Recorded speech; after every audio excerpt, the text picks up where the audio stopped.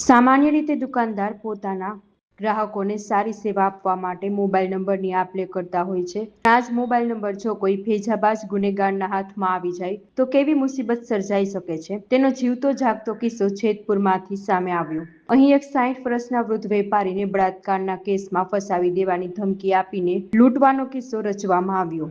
રાજકોટ જિલ્લાના જેતપુરમાં મતવા શેરી વિસ્તારમાં જગદીશ રૈયાણી ક્રિષ્ના સાડી નામની દુકાન ચલાવે છે. ગત 10મી જાન્યુઆરીના રોજ એક અજાણી મહિલા તેમની દુકાને ખરીદી કરવા આવી. આ મહિલાએ 350 રૂપિયાની 2 સાડી ખરીદી અને જતા જતા વેપારીનો મોબાઈલ નંબર પણ લેતી ગઈ. વેપારીને એમ કે આ કોઈ સામાન્ય ગ્રાહક હશે, પણ તેમને ક્યાં ખબર હતી કે આ મહિલાએ તેમને શિકાર બનાવવા માટે જાળ બિછાવી છે. થોડા મહિનાઓ વીત્યા અને 23મી માર્ચના રોજ વેપારીને એક અજાણ્યા નંબર પરથી ફોન આવ્યો. સામે છેડેથી બોલતી મહિલાએ એવી વાત કરી કે વેપારીના પગ નીચેથી જમીન ખસી ગઈ. મહિલાએ ધમકી આપી કે જ્યારે હું સાડી લેવા આવી હતી ત્યારે તમે મારો હાથ પકડ્યો હતો અને 10,000 રૂપિયા આપો, નહીંતર બળાત્કારનો કેસ કરીશ.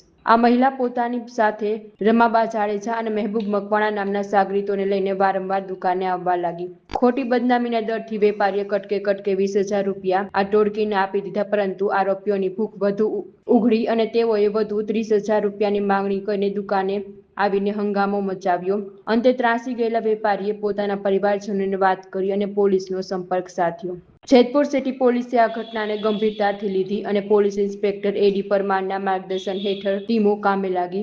પોલીસે ગણતરીના કલાકોમાં જ નકળંગ આશ્રમ રોડ પરથી ત્રણેય આરોપીઓને ઝડપી લીધા. તેમની પાસેથી 4 મોબાઈલ, 1 મોટરસાયકલ અને 11,000 રૂપિયા રોકડા સહિતનો મુદ્દામાલ જપ્ત કર્યો. જેતપુરનો જે મતવા શેરીનો વિસ્તાર છે તેમાં નાના નાના વેપારીઓ દુકાનો ધરાવે છે. તેમાં એક નાનો વેપારી જે કાપડનો ધંધો કરતા હોય તેમની ત્યાં 2 લેડીઝ અને 1 જેન્ટ્સ એને ત્યાં ગ્રાહક બનીને ગયેલા.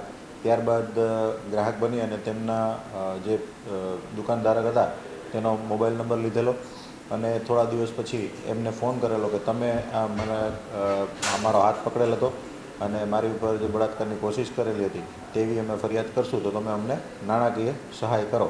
એટલે આ વેપારીએ ડરમાં ને ડરમાં પહેલાં નાની મોટી સહાય કરી અને પછી તેમની માંગણી વધતી જતાં પોલીસ પાસે રજૂઆત કરતાં પોલીસે આ બાબતે વિધિવત ગુનો દાખલ કરી અને ત્રણેય આરોપીઓ, જેમાં મુખ્ય આરોપી મમતાસિંહ વાઇફ ઓફ પ્રદીપસિંહ રાજપૂત મૂળ ઓડિશાની છે અને એનો જે લવર તરીકે એની સાથે સપોર્ટ કરતો હતો એવો મહેબૂબ અશરફભાઈ મકવાણા જેતપુરનો છે અને એની સાથે જે બીજી લેડી છે એ રમાબા વાઇફ ઓફ વિજયસિંહ જાડેજા જે પણ જેતપુર સામાકાંઠા વિસ્તારની છે. તેમણે ત્રણેય ભેગા થઈ અને આ જે વેપારી છે તેમને બ્લેકમેલ કરી અને તેમની પાસેથી પૈસા પડાવેલા હતા. આ બાબતે વિધિવત ગુનો દાખલ કરી અને ત્રણેયને ધોરણસર અટક કરવામાં આવેલ છે. એમને પોલીસ ફરિયાદની ધમકી આપવામાં આવતી હતી વેપારીને કે અમે બળાત્કારની ફરિયાદ કરશું, છેડતીની ફરિયાદ કરશું.